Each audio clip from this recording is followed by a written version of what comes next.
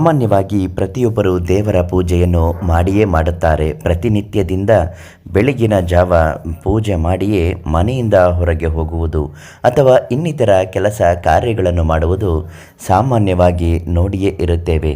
ಹಿಂದೂ ಸಂಪ್ರದಾಯದಲ್ಲಿ ಪ್ರತಿನಿತ್ಯ ದೇವರ ಪೂಜೆಯನ್ನು ಮಾಡುವುದು ವ್ಯಕ್ತಿಗೆ ಮತ್ತು ಕುಟುಂಬಕ್ಕೆ ಸುಖ, ಶಾಂತಿ, ಸಂತೋಷ ಮತ್ತು ಸಮೃದ್ಧಿಯನ್ನು ತರುತ್ತದೆ. ದೇವರ ಪೂಜೆಯನ್ನು ಮಾಡುವುದು ಹೇಗೆ, ಮಾಡುವ ವಿಧಾನವಾದರೂ ಹೇಗೆ ಮತ್ತು ಯಾವೆಲ್ಲ ವಸ್ತುಗಳನ್ನು ದೇವರ ಪೂಜೆ ಮಾಡುವಾಗ ಬಳಸಿ ಪೂಜೆ ಮಾಡಿದರೆ ಮಾಡಿದಂತಹ ಪೂಜೆಗಳು ಸಂಪೂರ್ಣವಾಗಿ ಯಶಸ್ವಿಯಾಗುವುದರ ಜೊತೆಗೆ ಫಲ ನೀಡುತ್ತದೆ, ಎಲ್ಲ ಮಾಹಿತಿಯನ್ನು ಇವತ್ತಿನ ವಿಡಿಯೋದಲ್ಲಿ ತಿಳಿಸ್ಕೊಡ್ತೀನಿ. ಅದಕ್ಕಿಂತ ಮೊದಲು ನೀವು ಇನ್ನೂ ನಮ್ಮ ಅದೃಷ್ಟಧಾರೆ ಚಾನಲನ್ನು ಸಬ್ಸ್ಕ್ರೈಬ್ ಮಾಡಿಲ್ಲ ಅಂದರೆ ಮೊದಲು ಈ ಕೂಡಲೇ ಸಬ್ಸ್ಕ್ರೈಬ್ ಮಾಡಿ. ಹಾಗೂ ನೀವು ಯಾವ ಊರಿಂದ ಈ ವಿಡಿಯೋ ನೋಡ್ತಾ ಇದ್ದೀರಾ ನಿಮ್ಮ ಊರ ಹೆಸರನ್ನು ಕಮೆಂಟ್ ಹಾಕಿ. ನಾವು ಹಾಕುವಂತಹ ಪ್ರತಿ ದೈವ ಮತ್ತು ಸಮಸ್ಯೆಗಳ ಪರಿಹಾರ ಮಾಹಿತಿಗಳು ಉಚಿತವಾಗಿ ನಿಮಗೆ ಲಭ್ಯವಾಗುತ್ತೆ.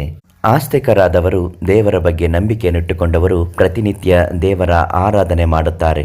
ಒಬ್ಬರಿಂದೊಬ್ಬರಂತೆ ಹೋದಂತೆ ದೇವರ ಪೂಜೆ ಭಿನ್ನವಾಗಿರುತ್ತದೆ. ಕೆಲವರಿಗೆ ದೇವರ ನಿಯಮ ಅನುಸಾರ ಪೂಜೆ ಮಾಡುವುದು ಹೇಗೆಂಬುದು ತಿಳಿದಿರುವುದಿಲ್ಲ. ನಾವು ನಿಮಗೆ ತಿಳಿಸಿಕೊಡುವ ಹಾಗೆ ಪೂಜೆಯಲ್ಲಿ ಶುದ್ಧತೆ ಮತ್ತು ಶುಚಿತ್ವಕ್ಕೆ ವಿಶೇಷ ಪ್ರಾಮುಖ್ಯತೆ ಇದೆ. ಪ್ರತಿದಿನ ಬೆಳಿಗ್ಗೆ ಪೂಜೆ ಮಾಡುವ ಮೊದಲು ಸ್ನಾನ ಮತ್ತು ಧ್ಯಾನವನ್ನು ಮಾಡಬೇಕು. ನಂತರ ಭಕ್ತರು ದೇವರನ್ನು ಸ್ಮರಿಸಿ ಉಪವಾಸವನ್ನು ಆಚರಿಸುತ್ತಾರೆ ಮತ್ತು ದೇವರನ್ನು ಪೂಜಿಸುತ್ತಾರೆ. ನಿಮ್ಮ ದಿನಚರಿಯಿಂದ ನಿವೃತ್ತರಾದ ನಂತರ ನಿಮ್ಮ ನೆಚ್ಚಿನ ದೇವತೆ ಅಥವಾ ನೀವು ಯಾರನ್ನು ಪೂಜಿಸುತ್ತಿದ್ದಾರೋ ಅವರ ವಿಗ್ರಹ ಅಥವಾ ಚಿತ್ರವನ್ನು ಕೆಂಪು ಅಥವಾ ಹಳದಿ ಬಟ್ಟೆಯಲ್ಲಿ ಮುಚ್ಚಿ ಮರದ ಪೀಠದ ಮೇಲೆ ಇರಿಸಿ ಮೂರ್ತಿಗೆ ಅಭಿಷೇಕ ಮಾಡಿಸಿ. ಚಿತ್ರವಿದ್ದರೆ ಅದನ್ನು ಚೆನ್ನಾಗಿ ಒದ್ದೆ ಬಟ್ಟೆಯಿಂದ ಒರೆಸಬೇಕು. ನಂತರ ಅದನ್ನು ಬಳಸಿ. ಪೂಜೆಯ ಸಮಯದಲ್ಲಿ ದೇವರುಗಳ ಮುಂದೆ ಧೂಪ ಮತ್ತು ದೀಪಗಳನ್ನು ಬೆಳಗಿಸಬೇಕು. ದೇವರಿಗೆ ಹಚ್ಚಿದ ದೀಪ ಎಂದಿಗೂ ಆರಬಾರದು. ನಂತರ ಅರಿಶಿಣ, ಕುಂಕುಮ, ಶ್ರೀಗಂಧ ಮತ್ತು ಅಕ್ಷತೆಯನ್ನು ದೇವತೆಗಳ ಹಣೆಯ ಮೇಲೆ ಹಚ್ಚಿ ನಂತರ ಅವರಿಗೆ ಹಾರ ಮತ್ತು ಹೂವುಗಳನ್ನು ಅರ್ಪಿಸಿ ಆರತಿ ನೆರವೇರಿಸಿ. ಪೂಜೆಯ ಸಮಯದಲ್ಲಿ ಉಂಗುರದ ಬೆರಳಿಗೆ ಪರಿಮಳವನ್ನು ಹಚ್ಚಿಕೊಂಡಿರಬೇಕು. ಪೂಜೆಯ ಸಮಯದ ನಂತರ ಪ್ರಸಾದ ಅಥವಾ ನೈವೇದ್ಯವನ್ನು ಅರ್ಪಿಸಿ. ನೈವೇದ್ಯದಲ್ಲಿ ಉಪ್ಪು, ಮೆಣಸಿನಕಾಯಿ ಮತ್ತು ಎಣ್ಣೆಯನ್ನು ಬಳಸಬಾರದು ಎಂಬುದನ್ನು ನೀವು ನೆನಪಿನಲ್ಲಿಡಬೇಕು. ಪ್ರತಿಯೊಂದು ನೈವೇದ್ಯದ ಮೇಲೆ ತುಳಸಿ ಎಲೆಯನ್ನು ತಪ್ಪದೇ ಇಡಬೇಕು. ಇನ್ನು ಪೂಜೆ ಮುಕ್ತಾಯ ಮಾಡುವ ಸಮಯದಲ್ಲಿ ಪೂಜೆಯ ಕೊನೆಯಲ್ಲಿ ದೇವರಿಗೆ ಆರತಿ ಮಾಡಿ.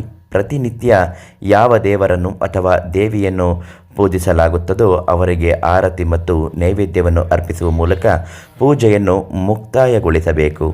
ಮನೆಯಲ್ಲಿ ಅಥವಾ ದೇವಸ್ಥಾನದಲ್ಲಿ ಯಾವುದೇ ವಿಶೇಷ ಪೂಜೆಯನ್ನು ನಡೆಸಿದಾಗ ಪ್ರಧಾನ ದೇವತೆಯೊಂದಿಗೆ ಸ್ವಸ್ತಿಕ, ಕಲಶ, ನವಗ್ರಹ ದೇವತೆ, ಪಂಚ ಲೋಕಪಾಲ, ಷೋಡಶ ಮಾತೃಕೆ, ಸಪ್ತ ಮಾತೃಕೆ ಸಹ ಪೂಜಿಸಲಾಗುತ್ತದೆ. ಆದರೆ ಪಂಡಿತರು ಮಾತ್ರ ವಿವರವಾದ ಪೂಜೆಯನ್ನು ಮಾಡುತ್ತಾರೆ. ಆದ್ದರಿಂದ ನೀವು ಪಂಡಿತರ ಸಹಾಯದಿಂದ ವಿಶೇಷ ಪೂಜೆಯನ್ನು ಮಾಡಬಹುದು. ವಿಶೇಷ ಪೂಜೆಯನ್ನು ಪಂಡಿತರ ಸಹಾಯದಿಂದ ಮಾತ್ರ ಮಾಡಬೇಕು. ಇದರಿಂದ ಪೂಜೆ ಸರಿಯಾಗಿ ನಡೆಯುತ್ತದೆ. ನಿಮ್ಮ ಬದುಕಿನಲ್ಲಿ ಪೂಜೆಯನ್ನು ಮಾಡುವಾಗ ಕೆಲವು ಲೋಪದೋಷಗಳು ಬರದ ಹಾಗೆ ಮಾಡಿಕೊಳ್ಳಬೇಕು. ಅದೃಷ್ಟ ಲಕ್ಷ್ಮಿ ಕಟಾಕ್ಷ ಯಂತ್ರವನ್ನು ಮನೆಯಲ್ಲಿಟ್ಟು ಪೂಜೆ ಮಾಡುವುದರಿಂದ ಹಣಕಾಸಿಗೆ ಸಂಬಂಧಪಟ್ಟ ಯಾವುದೇ ರೀತಿಯ ಸಮಸ್ಯೆಗಳು ನಿಮ್ಮ ಜೀವನದಲ್ಲಿ ಸುಳಿಯುವುದಿಲ್ಲ. ಅದಕ್ಕಾಗಿ ಪ್ರಧಾನ ತಾಂತ್ರಿಕ್ ಕೀರ್ತಿ ಪ್ರಸಾದ್ ಗುರೂಜಿ ಅವರಿಗೆ ಒಂದು ಕರೆ ಮಾಡಿ ಅವರಿಂದ ಅದನ್ನು ಕೇಳಿ ಪಡೆದುಕೊಳ್ಳಿ. ಉತ್ತಮವಾದ ಸಾಂಸಾರಿಕ ಜೀವನ ನಿಮ್ಮದಾಗುತ್ತದೆ ಅಂತ ಹೇಳ್ತಾ ನಾಳೆ ಮತ್ತೊಂದು ಮಾಹಿತಿಯೊಂದಿಗೆ ಭೇಟಿ ಮಾಡ್ತೀನಿ. ಧನ್ಯವಾದ.